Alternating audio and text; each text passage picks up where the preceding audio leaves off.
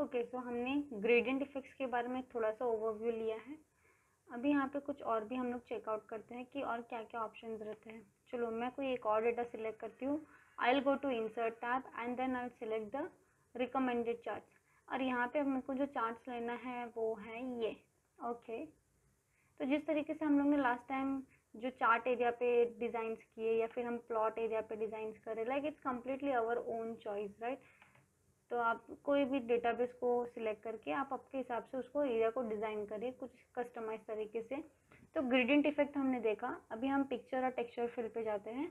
अब पिक्चर और texture fill में आप जब जाते हो, यहाँ पे बहुत सारे डिफरेंट वेरिएशन है। आपको कौन सी कलर लेनी है, कौन सा मैटर ऑफ कंटेंट आपको यूज़ करना है, किस तरीके से आपको यूज़ करना है, इट्स कम्प्लीटली योर चॉइस। आप देखोगे यहाँ पे कम्प्लीटली इट्स योर चॉइस।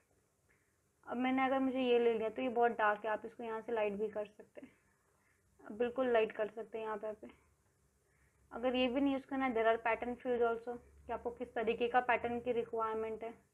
देखो कुछ इस तरीके से है अपने पास पैटर्न्स, यहाँ पे बहुत ज़्यादा पैटर्न्स है, राइट। ओके, अब पैटर्न्स में भी यदि आपको देखना है कि नहीं पैटर्न्स मुझे ये रखनी है और बहुत डार्क कलर दिख रहे हैं, तो यहाँ पे आप कलर्स भी चेंज करते हो पैटर्न्स का। जो कलर आपको सूटेबल हो आप वो वाले पैटर्न्स यहाँ पे रख सकते हो। तो ये लाइक कम्प्लीटली ऑप्शनल है, ज़रूरी नहीं है कि आपने चार्ट इंसर्ट किया तो ये सब करना ज़रूरी है। ओके, तो सॉलिड फिल या फिर ग्रेडियंट या पिक्चर रखो या पैटर्न रखो, इट्स कम्प्लीटली योर चॉइस। तो ये हम लोग ने थोड़ा चार्ट एरिया के बारे में देखा और एक चार्ट बना के भी लिया हम लोग ने। अभी नाउ इन केस क्या हो जाता है कभी कभी कि इधर मेरे पास चार्ट तो ऑलरेडी रेडी है। अब ये जो चार्ट है हमने किस बेसिस पे बनाया है, मार्केटिंग, ओवरहेड एंड R&D, ये चाहिए इस चीज़ का चार्ट है। इसको मैं थोड़ा नीचे ला देती हूँ और थोड़ी सी साइज स्मॉल कर देती हूँ स्क्रीन को ऊपर। Okay, and I increase this. अभी यहाँ पे मैं डेटाबेस के अंदर इसको डिज़ाइन टैब या फॉर्मेट टैब, डिज़ाइन टैब में है स्विच रो टू कॉलम। तो क्या चेंजेस हुआ एक बार फिर करती हूँ, देखिए पहले कुछ इस तरीके से था, फिर कुछ इस तरीके से हो गया। कुछ तो स्विच हो रहा है इसके अंदर। अब वो क्या स्विच हो रहा है, रो और कॉलम स्विच हो जा रहा है। मतलब आप अपने डेटाबेस में आपके हिसाब से कस्टमाइज तरीके से इसको यूज़ कर सकते हैं। ज़रूरी नहीं है कि आपके पास जो चार्ट्स है, जो प्लॉट एरिया है, उसी के हिसाब से काम करना है। नहीं, इट्स कम्प्लीटली रॉन्ग, उस तरीके से नहीं होता। सिलेक्टेड डेटा, अभी ये आपका सिलेक्टेड डेटा है, राइट, चार्ट डेटा रेंज। अब इज इक्वल्स टू जो भी हो यहाँ पे, अगर मुझे कुछ और भी कंटेंट एडिट करना है, फॉर एग्जांपल मैंने इधर एडिट पे क्लिक कर दिया और डेटाबेस सिलेक्टेड है, ठीक है, इसको मैं करती हूँ ओके। ये मेन पार्ट था, मैं यहाँ पे एडिट करना चाहती हूँ चार्ट जो B2 फाइल लिखा हुआ है, फिर ये दूसरी सेक्शन लिखी हुई है, ये इज इक्वल्स टू मार्केटिंग है। मतलब आप देख सकते हो मैं इसमें कुछ चेंजेस अब तक कर नहीं रही हूँ, आपको बता रही हूँ कि ये पूरा फॉर्मुलेटेड डेटाबेस है। हमें ऐसा लग रहा है करके अरे सब कुछ चीज़ें कितनी नॉर्मल है, लेकिन ये वैसे नहीं है, पूरा फॉर्मूला किया हुआ डेटाबेस है। देखिए जब यहाँ पे R&D लिखा हुआ है, अब मैं यहाँ R&D को अगर यहाँ पे कन्वर्ट कर देती हूँ फाइनेंस में, तो यहाँ पे भी ऑटोमेटिकली वो चेंज हो रहा है। अभी हम नंबर्स की बात करते हैं, 100 है और 100 है और 110 है। यहाँ पे सारे जो नंबर्स हैं ना ओवरहेड के बहुत सिमिलर दिख रहे, तो मैं इसको चेंज करना चाहती हूँ। मैंने यहाँ पे डाल दिया टोटल 350। देखिए डेटाबेस में चेंजेस आ रहा है। यहाँ पे मैंने डाला 250। अब देखिए मई मंथ का क्या दिखाएगा, यहाँ पे ये येलो, मैं यहाँ पे चेंज करने वाली हूँ 200। थोड़ा सा स्विच हो गया। अब जो फाइनेंस है तो वो तो बहुत ही ज़्यादा हाई है, मैंने इसको कम कर देती हूँ, 450 कर दिया मैंने इसको मैं 350 कर देती हूँ, ठीक है। अब इसको हम कर देते हैं 375। ओके, तो ये थोड़ा बेसिक तरीके से मैनेज हो गया है। तो यहाँ पे आप थोड़ी सी जो हमने चेंजेस देखी है वो क्या है, डिज़ाइन टैब में हमने थोड़ा स्विच कर दिया और सिलेक्ट डेटा के हिसाब से थोड़ा बहुत काम किया है। चेंज चार्ट टाइप, कि हमने जो चार्ट लिया हमें नहीं पसंद आया, हमें चार्ट चेंज करना है, स्विच करना है। आप लाइन में अगर स्विच करना चाहते हैं, बार ग्राफ में स्विच करना चाहते हो, स्कैटर स्विच करना चाहते हो, सरफेस एरिया के थ्रू करना है, ये मोस्टली जो रैडर कॉम्बो ये सब सारी चीज़ें देख रहे हो जो 3D ग्राफिकल तरीके से दिखा रहा है, वो तभी हमें यूज़ करना है जब हमारे पास कोई मेंटेन किया हुआ डेटाबेस है। यदि हमारे पास नहीं है कोई ऐसा डेटाबेस तो आप मत यूज़ करिए, क्योंकि वो थोड़ा प्रॉपर कंटेंट बिल्डअप नहीं करता है। तो आप यहाँ पे स्टार्टिंग के कुछ सेक्शन से आप डेटाबेस सिलेक्ट कर लीजिए, क्योंकि एक्सेल कभी भी कुछ गलत रिकमेंड नहीं करेगा।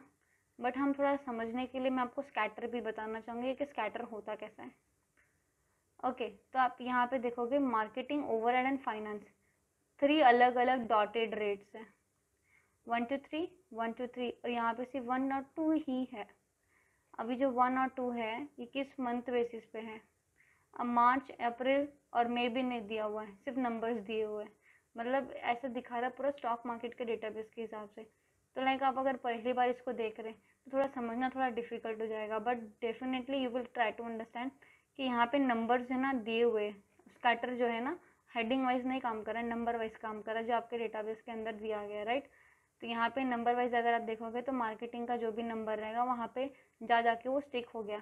वो आपको मंथली डेटाबेस वाइज नहीं कैलकुलेट करने वाला है, इसलिए। चलिए, हमने ये तो देखा। अब थोड़ा एक्स और वाई के बेसिस पे देखते हैं। Insert recommended charts. एक्सेल हमसे बोल रहा है आप इन चारों में से कोई एक चीज़ ले सकते हैं। ओके, मैंने जब ऑल चार्ट्स पे क्लिक कर रही हूँ तो यहाँ पे मेरे को देखना है कि कौन सा चार्ट किस तरीके से दिखने वाला है। तो यहाँ पे आपके पास बहुत सारे वेरिएशंस ऑप्शन है। मैंने इसमें से क्लिक करी हूँ लाइन, क्योंकि मुझे लाइन थोड़ा इंटरेस्टिंग लग रहा है। लाइन में एक प्रॉपर वे देखना है, उसको समझने की कोशिश करते हैं। चलिए, मैंने यहाँ पे भी ऑप्शन है, जब आप लाइन पे क्लिक करते हो तो यहाँ पे ऊपर दिख रहे ऑप्शन दिख रहे हैं। ये एक जो ब्लू कलर की लाइन है वो एक्स की है, दूसरी वाली वाई की है। यहाँ पे 4 रेंजेस दिखा रहे हैं, मतलब वो नंबर वाइज काम कर रही है, एक्स वाई के हिसाब से नहीं काम कर रही है। और ये तो लेना ही नहीं है हमें, एटलीस्ट 2 सीरीज तो चाहिए हमें।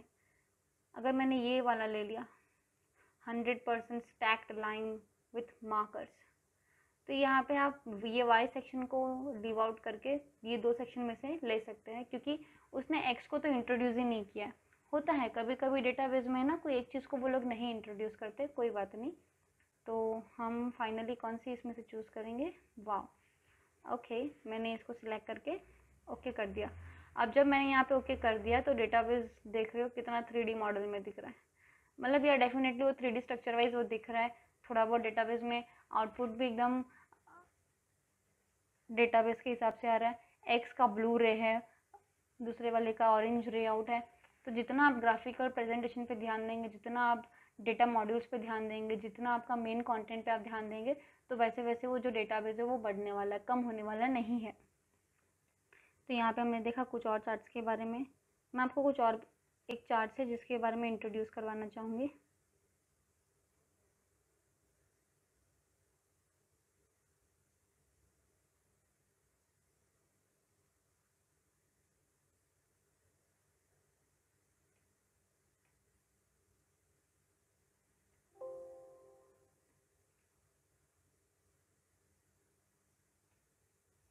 ओके, सो हमारे पास यहाँ पे कुछ एक्स्ट्रा चार्ट्स भी अवेलेबल हैं। Example limited sales data